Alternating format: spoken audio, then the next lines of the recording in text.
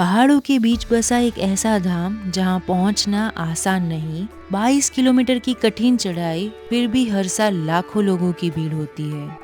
ये है केदारनाथ धाम। यहाँ तुम आते नहीं, यहाँ महादेव का बुलावा आता है। श्री केदार।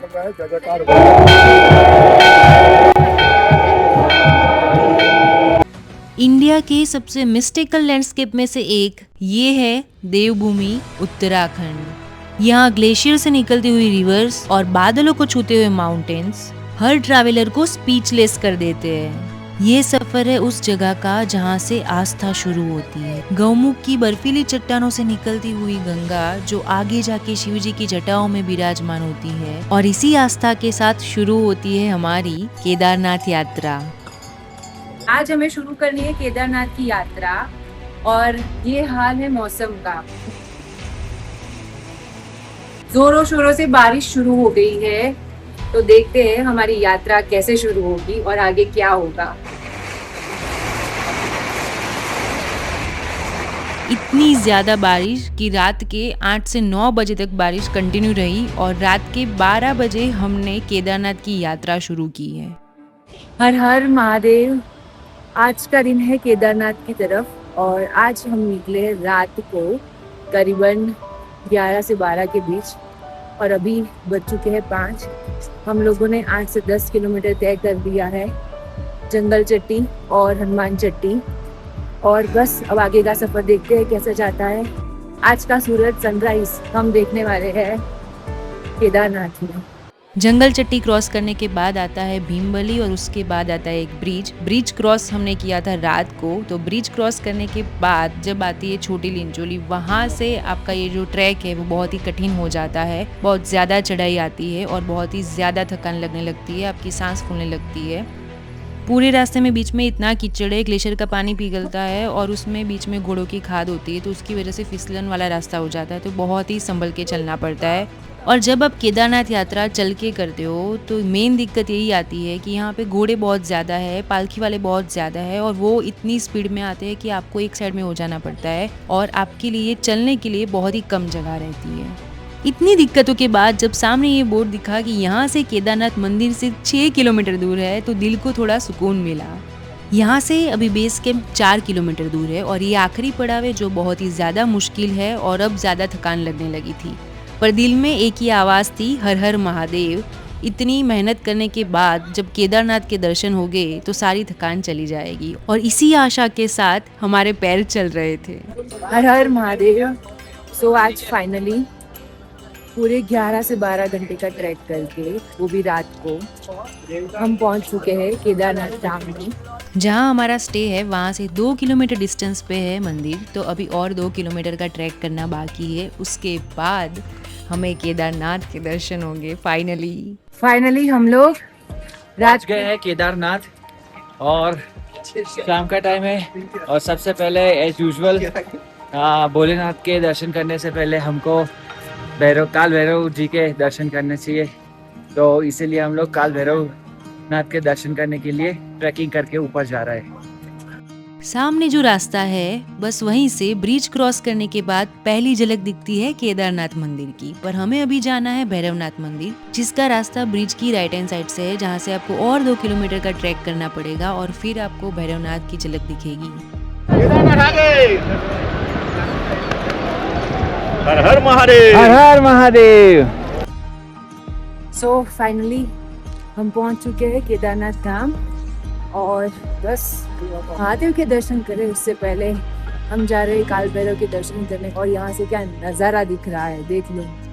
स्नो माउंटेन्स को देखते देखते 22 किलोमीटर की चढ़ाई के बाद भैरवनाथ के रास्ते में पहली झलक दिखी केदारनाथ मंदिर की।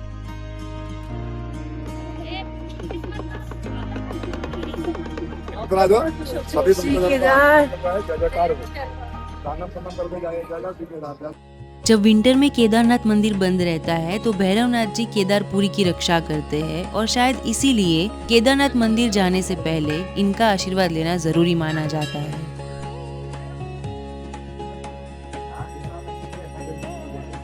अकॉर्डिंग टू माइथोलॉजी भैरवनाथ जी को भगवान शिव का रौद्र स्वरूप माना जाता है और शायद इसीलिए यहाँ की हवाओं में सुकून के साथ एक अजीब सी एनर्जी महसूस होती है। केदारनाथ के पीछे पहाड़ों पर बसा हुआ भैरवनाथ जी का ये मंदिर, जहाँ से पूरी केदार वैली का खूबसूरत नजारा दिखता है, इस जगह पर थोड़े सुकून के पल बिताने के बाद हम लोग निकल पड़े केदारनाथ मंदिर की ओर। और फिर इतने लंबे सफर और इतनी कठिनाइयों के बाद जब केदारनाथ मंदिर को करीब से देखा पहली बार, तब सारी थकान, सारा टेंशन, सारी ओवरथिंकिंग उस एक पल में गायब हो गई। और अब शुरू होने वाली थी केदारनाथ मंदिर की शाम की आरती, जो 7 से 7:30 के बीच में होती है। इतने सारे श्रद्धालु यहाँ पे आए हैं 22 किलोमीटर की चढ़ाई करके, सिर्फ महादेव की एक झलक के लिए।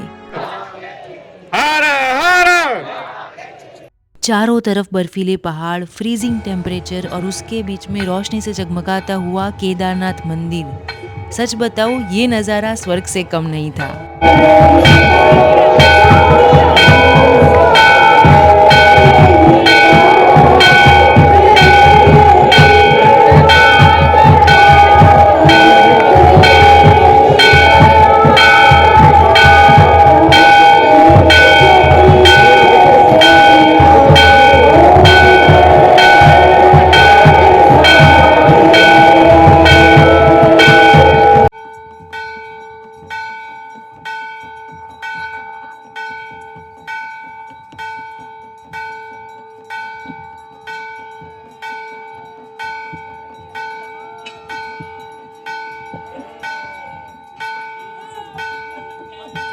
मंदिर की घंटियां, हर हर महादेव की गूंज, केदारनाथ की शाम सिर्फ देखी नहीं जाती, महसूस की जाती है।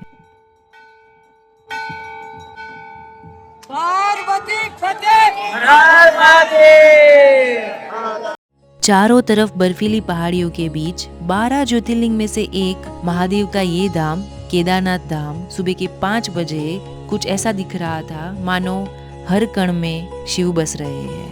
जहाँ देखो वहाँ शिव का एहसास हो रहा था। सुबह 4 बजे से मंदिर के दर्शन शुरू हो जाते हैं। लोग रात भर 2 बजे से लाइन में खड़े रहते हैं। 8-8, 10-10 घंटे की लाइन में खड़े रहने के बाद दर्शन करने का मौका मिलता है।